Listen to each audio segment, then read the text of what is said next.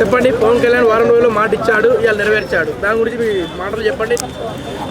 దేవుణ్ణి మనం ప్రార్థిస్తే వరాలు ఇస్తాడో లేదో చాలామందికి తెలియదు.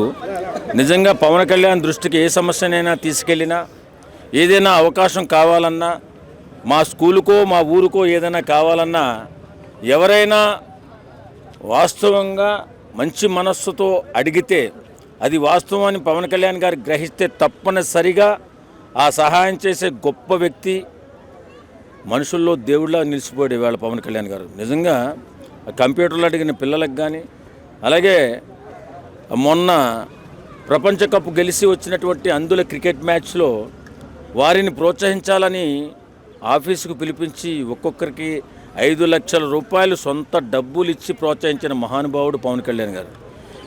ఎన్నో గొప్ప కార్యక్రమాలు ఇవాళ ఆంధ్రప్రదేశ్ అంతా కూడా ఆనందంగా పవన్ కళ్యాణ్ లాంటి నాయకుడు మాకు దొరికినందుకు చాలా సంతోషంగా ఉందని ఎన్నో విధాలుగా చెప్పుకుంటున్నారు. అలాంటి నాయకులు, అలాంటి గొప్ప నాయకుడు కావాలని చెప్పి ఇక్కడ తెలంగాణలో కూడా చాలామంది కోరుకుంటున్నారు. నిజంగా 5 లక్షలు ఇవ్వటమే కాకుండా అందులో క్రికెట్లో పార్టిసిపేట్ చేసిన వాళ్ళకి, మా గ్రామానికి 2 గ్రామాలకి రోడ్డు లేదు అన్న, మాకు రోడ్డు వేయించన్న 3 రోజుల్లోనే, ఒక్క రోజులోనే శాంక్షన్ చేయించి 6 కోట్ల రూపాయలు పైబడి శాంక్షన్ చేసిన మహానుభావుడు పవన్ కళ్యాణ్ గారు. నిజంగా రాజకీయ నాయకుల్ని ఎప్పుడో చరిత్రలో చదువుకుంటూ ఉంటాం. పూర్వం ఒకప్పుడు ఫలానా రాజకీయ నాయకుడు ఈ రకంగా దేశానికి సేవ చేశాడు, రాష్ట్రానికి సేవ చేశాడు, అలాగే ఆయన నియోజకవర్గానికి సేవ చేశాడని చెప్పుకుంటూ ఉంటాం. అలాంటి చరిత్ర పుటల్లోంచి పుట్టినటువంటి ఓ తారా జువ్వలాగా ఈవేళ భ్రష్టు పెట్టిన రాజకీయాల్లోకి ఒక వెలుగులా వచ్చిన మహానుభావుడు పవన్ కళ్యాణ్ గారు. సొంత డబ్బులతో, కష్టార్జితంతో అతను పార్టీని నడుపుకుంటూ ప్రజలకు సేవ చేసుకుంటూ అలా ముందుకెళ్ళే నాయకులు ఇప్పుడు కావాలి ఖచ్చితంగా. ఇప్పుడు ప్రతి ఒక్క రాజకీయ నాయకుడు 100 కోట్లు ఖర్చు పెట్టి ఎలక్షన్లో గెలిచి 1000 కోట్లు ఎలా సంపాదించాలి అని ఆలోచిస్తూ ఆర్థిక నేరస్తులుగా మారిపోయినటువంటి రాజకీయ నాయకులకు ఒక దిక్చూసిగా పవన్ కళ్యాణ్ గారు వారికి బుద్ధి చెప్పే విధంగా ముందుకు వెళుతున్నాడు. కనీసం పవన్ కళ్యాణ్ని చూసైనా అట్టడుగున్నటువంటి పేద వర్గాల్ని ఆదుకోవాలి ప్రతి ఒక్క రాజకీయ నాయకుడు. రాజకీయాలంటే డబ్బు సంపాదించడం కోసం కాదు, సేవ కోసం, సేవ చేసి ప్రజల మన్నలను పొందడం కోసం అని నిరూపించిన వ్యక్తి పవన్ కళ్యాణ్ గారు.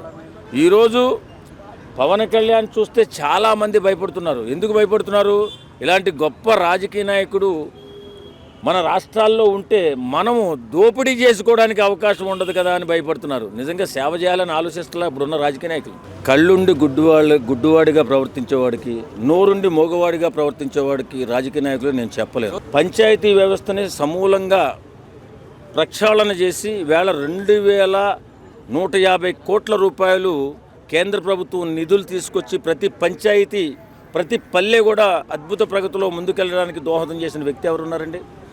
ఈ మన ఇండియాలోనే మొట్టమొదటి సారిగా అంత నిధులు తీసుకొచ్చి పంచాయతీ వ్యవస్థను బాగు చేసిన వ్యక్తి పవన్ కళ్యాణ్ గారు.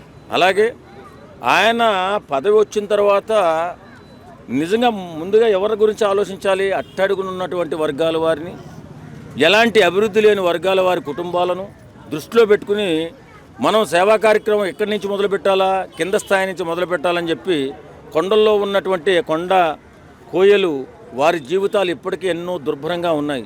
వారికి ఏదన్నా అనారోగ్య సమస్య వస్తే హాస్పిటల్కి వెళ్ళాలంటే హాస్పిటల్ లేవు, కనీసం రవాణా సౌకర్యం లేదు, మంచినీటి సౌకర్యం లేదు. ఇవన్నీ దృష్టిలో పెట్టుకుని